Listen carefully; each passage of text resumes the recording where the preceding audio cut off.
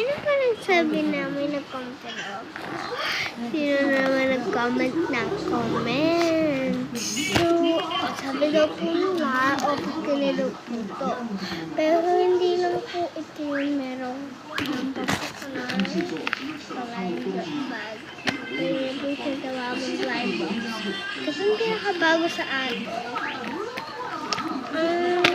pwede po siyang toy cards or pencil. Sana hindi pencil, no? Bukas proof bag po yun. Ito proof bag lang po to. Pero ang small po. Ito toy cards candy. Ano po kaya ito? Mukhang po kasi siya candy. So, i-open ko po ito. No way. Kailangan muna mag-like and subscribe to my channel. Tapos nag-like and subscribe. Ay ako ka. Bye-bye.